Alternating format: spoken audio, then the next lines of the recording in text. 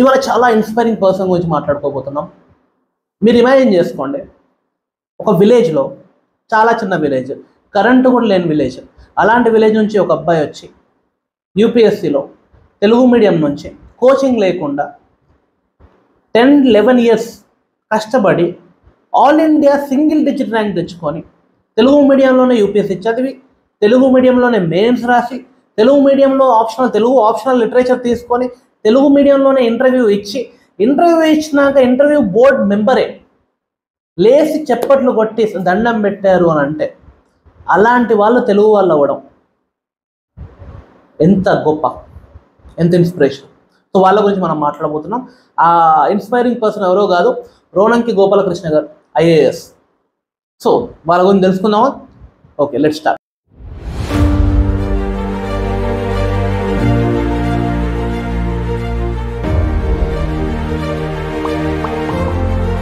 తెలుగు మీడియంలోనే చదివారు చిన్నప్పటి నుంచి. ఈవెన్ గ్రాడ్యుయేషన్ అన్నీ కూడా తెలుగు మీడియంలోనే అయినాయి. మన యూపీఎస్సీ కూడా తెలుగు మీడియంలోనే అయింది, ఇంటర్వ్యూ కూడా తెలుగు మీడియంలోనే అయింది. సో ఎలా చదివారు? గవర్నమెంట్ జిల్లా పరిషత్ స్కూల్లో తను 10th వరకు చేశారు. మళ్ళీ గవర్నమెంట్ జూనియర్ కాలేజ్లోనే పలాసాలో ఇంటర్మీడియట్ చేశారు. దాని తర్వాత ఆంధ్ర యూనివర్సిటీలో ఈ డిడ్ హిస్ బాటనీ, బీఎస్సీ బాటనీలో గ్రాడ్యుయేషన్ చేశారు. ఇప్పుడు ఏంటంటే తన గ్రాడ్యుయేషన్ అనేది డిస్టెన్స్లో చేశారు. We are doing little bit of research also here, case study లాగా చూస్తున్నాం. ఎవరైతే యూపీఎస్సీ ఆస్పిరెంట్స్ చూస్తున్నారో ఈ వీడియో, వాళ్ళకి అది కూడా పనికి రావాలి కదా, ఓకే ఇది జర్నీ అని చెప్పేసి. సో లాంగ్ డిస్టెన్స్లో తను ఎడ్యుకేషన్ చేశారు, డిగ్రీ. సో చిన్నప్పుడే తనకు 12th తర్వాత ఈ గోట్ గవర్నమెంట్ జాబ్, మాస్టర్లా జాబ్ వచ్చింది. అది చేసుకుంటూనే ఇవన్నీ చేశారు. కానీ దానికన్నా పెద్ద ఇంపాక్ట్ క్రియేట్ చేయాలి అని ఒక ఆశ, ఒక ఫైర్ పుట్టిందనమాట లోపల. ఎక్కడి నుంచి వచ్చిందంటే వాళ్ళ ఊర్లో ఏదో ల్యాండ్ గొడవలు ఉంటాయి. ఆ ల్యాండ్ గొడవలలో వీళ్ళ నాన్న వాళ్ళు వెళ్ళి ఇది కరెక్ట్ కాదు, ఇది తప్పు అని చెప్తే ఊర్లో వాళ్ళంతా వీళ్ళని వెలేసినట్టు చేశారు. అంటే ఎవరు వీళ్ళతో మాట్లాడే వాళ్ళు కాదు, వీళ్ళే యాక్చువల్లీ వాళ్ళతో మాట్లాడకుండా దూరంగా ఉంటూ ఎవరింటికి వెళ్ళరు, ఏం చేయరు, సపరేట్గా ఉండేవాళ్ళు. ఈ అన్యాయం జరుగుతుంటే చూడలేకపోవడం అనే తత్వమే దీన్ని. ఈ అన్యాయం అంటే మనం కరెక్ట్ మాట్లాడినా కూడా మనన్నే దూరం పెట్టేంత సమాజం అయిపోయింది. వీళ్ళకి గుణపాఠం నేర్పించాలని వాళ్ళ ఫ్యామిలీ మొత్తం కలిసి ఆ డిటర్మినేషన్తో రోణంకి గోపాలకృష్ణ గారు ఈ కష్టాలన్నీ చూసి దీనిలోంచి బయటికి రావాలి, సమాజానికి ఏదైనా చేయాలి, ఇంటికి పేరు తేవాలి అని చెప్పి స్టార్ట్ చేశారు జర్నీ. రొట్టి గవర్నమెంట్ టీచర్, ఒక టీచర్ లాగా అయితే పని కాదు, అది ఇంపాక్ట్ దానికి విలువ దానికి ఉంటుంది. కాబట్టి ఇంకా పెద్ద ఇంపాక్ట్ క్రియేట్ చేయాలంటే ఐఏఎస్ అవ్వాలి. సో గ్రూప్స్కి ఫస్ట్ చదివారు. యూ హ్యావ్ టు అండర్స్టాండ్, గ్రూప్స్కి చదివారు. అప్పుడు తెలంగాణ గొడవలు ఉండేనమాట. ఆ గొడవలలో గ్రూప్స్లో తన ఇంటర్వ్యూకి వెళ్ళా కూడా అటెంప్ట్ ఎగ్జామ్ కాలేదు. ఆ టైంలో తను అన్నది ఏంటంటే ఇంటర్వ్యూలో ఫుడ్ తిండి వరకు నోటి వరకు వచ్చి తీసుకొని వెళ్ళిపోయినట్టు చేశారు. ఏం చేయాలో అర్థం కాలేదు. కానీ one thing you have to understand, ఆయన 11 years కష్టపడ్డారు. ఇవన్నీ కష్టాలే, అంటే దీనిలో ఎంత కష్టపడి ఉంటారు.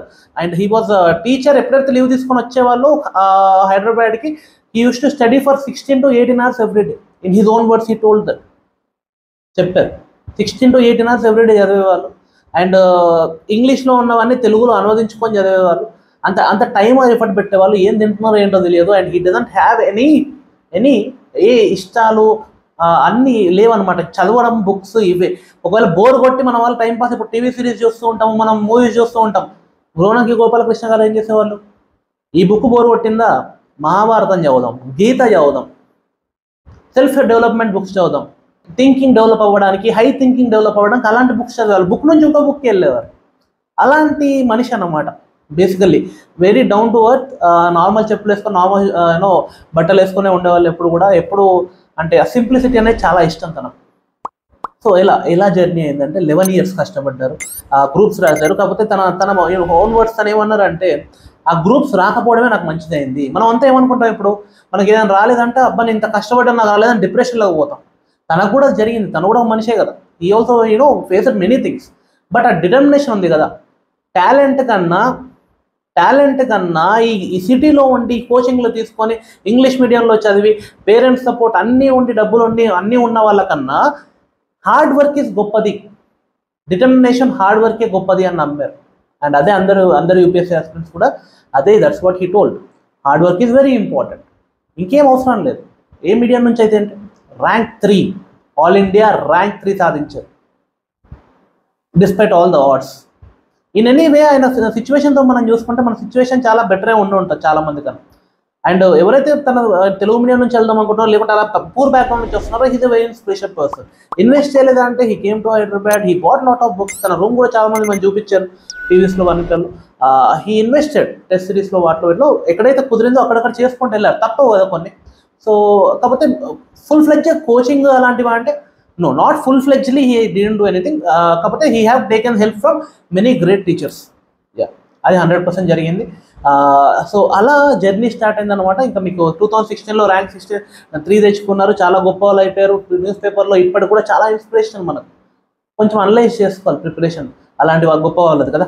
సో అందుకే చెప్తున్నా, తెలుగు మీడియంలో తీసుకున్నారు, జాబ్ చేసుకుంటూ వచ్చారు. మధ్యలో గ్యాప్ దొరికినప్పుడల్లా it took him almost 11 years to clear UPSC.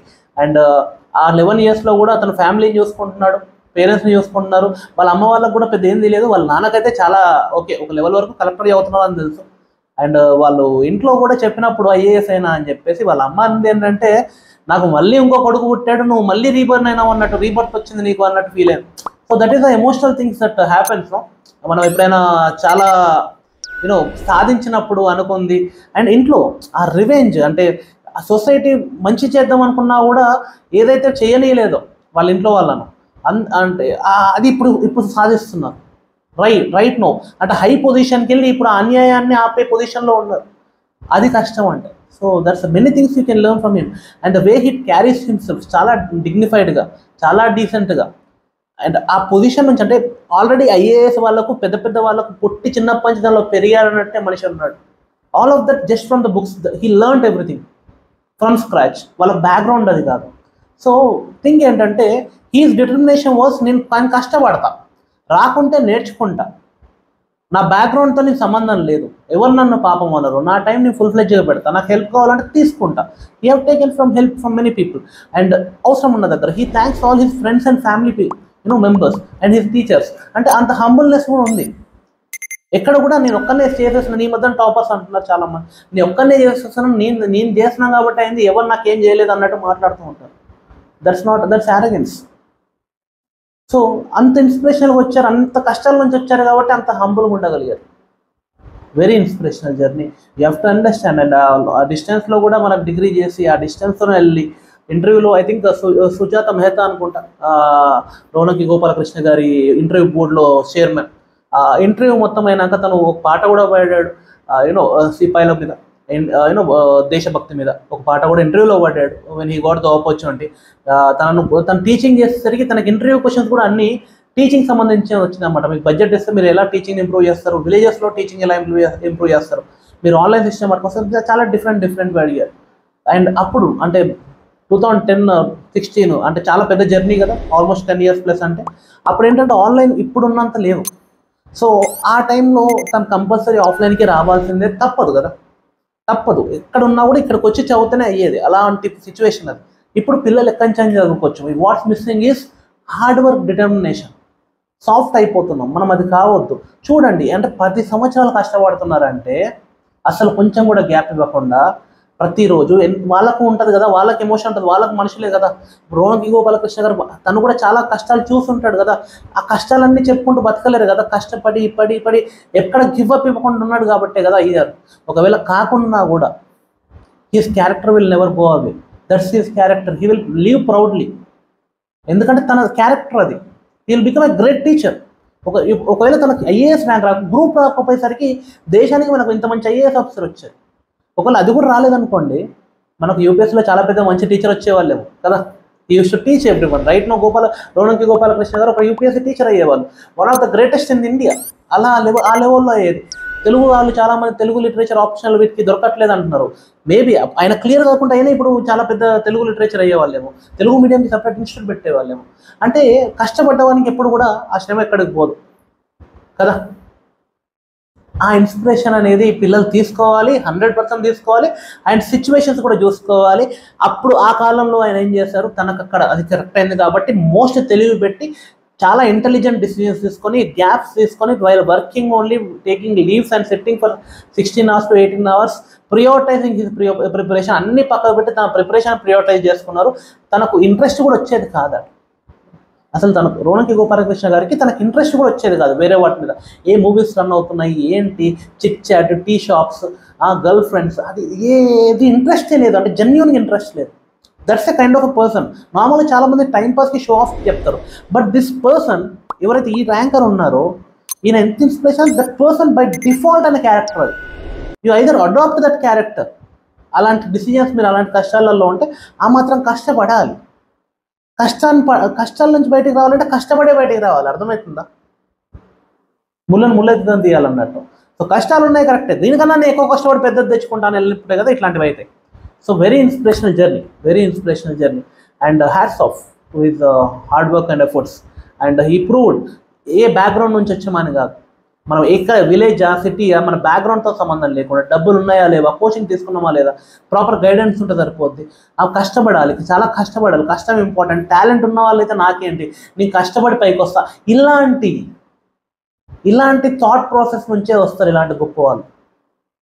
ప్రతి దగ్గర నాకు కష్టం ఉంది, అయ్యో నాకు అది అయిపోయింది, నాకు ఇది అయిపోయింది, నేను ప్రతిదీ నేను పట్టించుకుంటాను, అన్నిట్లలో నేను గొడవలు పెట్టుకుంటాను, ఎవరికి ఏమైనా కూడా నేను అన్ని ప్రిపరేషన్ పక్కకు పెట్టి ఇది చేస్తాను.